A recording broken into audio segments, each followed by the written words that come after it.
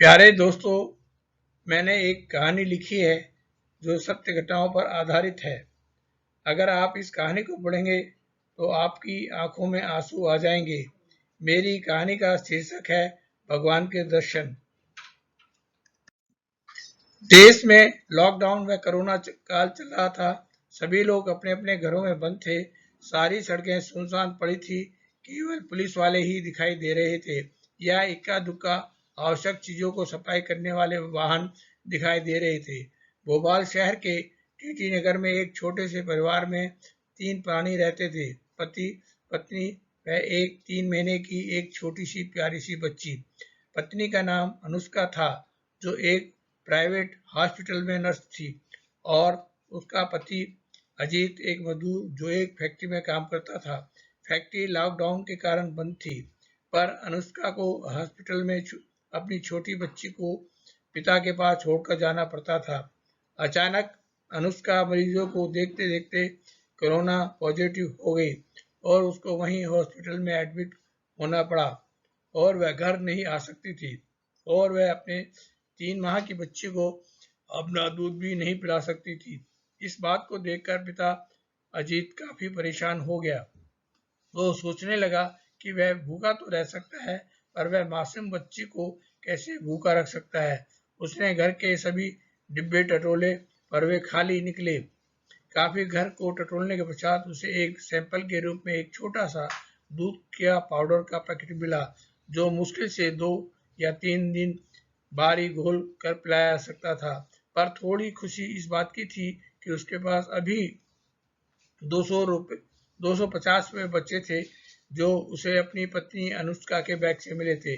उस दिन उसे दूध के पाउडर को 2-3 बार घोलकर बच्ची को पिला दिया और उसकी भूख को शांत कर दिया। पर उसके अगले दिन चिंता सता रही थी। अगले दिन अजीत 250 रुपये लेकर अपनी बच्ची के साथ घर से दूध की तलाश में निकला, पर बाजार लॉकडाउन के कारण बंद था। पर उसने हिम्मत नहीं हारी।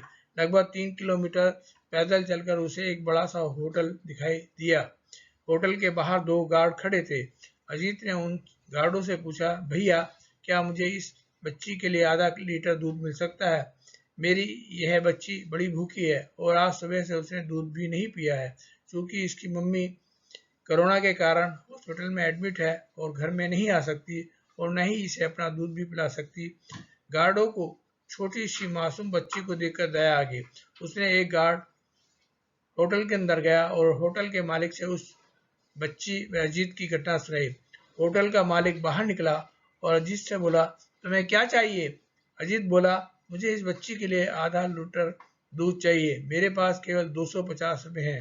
होटल का मालिक बोला, अच्छा, आधा लीटर मिल जाएगा, पर उसके लिए आपको 200 रुपये देने पड़ेंगे। अजीत असमंजस में पड़ गया और सोचता, इतना महंगा दूध? पर दूसरी तरफ उसकी बच्ची भूख से बिलबिला रही थी। बेचारा मजबूर मजदूर क्या करता? बच्ची की भूख से बिलखता नहीं देख सकता था। उसने 200 रुपये देकर आधा लीटर दूध लेकर घर आ गया। उसने दूध को गर्म करके बच्ची को पिलाया और कुछ समय के बाद वह सो गई। पर अजीत को दूसरे दिन की चिंता सताने लगी।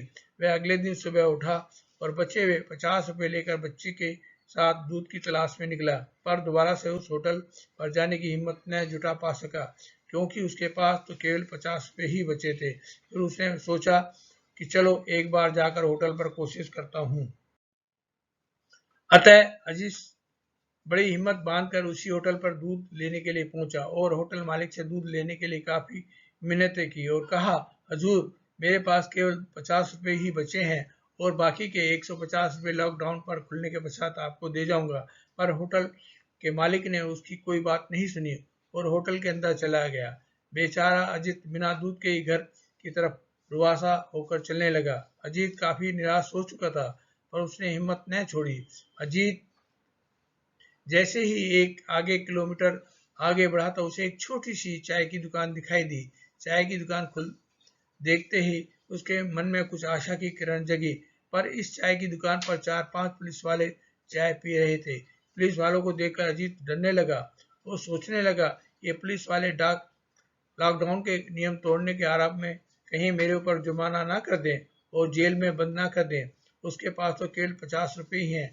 पर वह बड़ी हिम्मत करता हुआ साथ में डरता हुआ चाय वाले की दुकान पर पहुंचा। अजीत पुलिस वाले से नजरें चुराता हुआ चाय वाले से बोला, भाई मेरी छोटी सी बच्ची भूखी है और उसकी मम्मी हॉस्पिटल में कोरोना के कारण एडमिट है, जो कि मेरी पत्नी है। पंचशील हॉस्पिटल में नर्स है।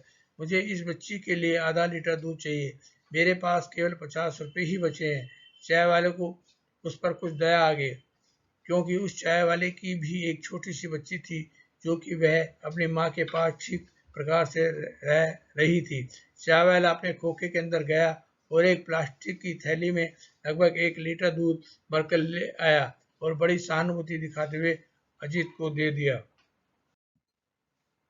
अजीत ने भी अपनी जेब से 50 रुपए का नोट चाय वाले को देने लगा, पर चाय वाले ने वह 50 रुपए का नोट नहीं लिया और बोला, मैं जानता हूँ तुम्हारे पास केवल 50 रुपए ही बचे हैं और मुझे ऐसा महसूस हो रहा है और दिखाई भी दे रहा है कि तुमने भी कुछ खाना नहीं खाया है। चाय वाले फिर दोबारा से अपने खोखे के अंदर गया और अपना टिफिन खोला और बोला, इस टिफिन में 4 रोटी आई हैं, 2 रोटी तुम खाओगे और 2 रोटी मैं खाऊंगा। चाय वाले ने जबरदस्ती अजीत को अपने पास बैठा लिया और उसको भी रोटी खिलाई। रोटी खाने के पश्चात चाय वाला फिर अपने खोखे के अंदर गया और एक गत्ते के कार्टन में कुछ बिस्कुट और नमकीन लाया और जबरदस्ती अजीत के हाथ में थमा दिया।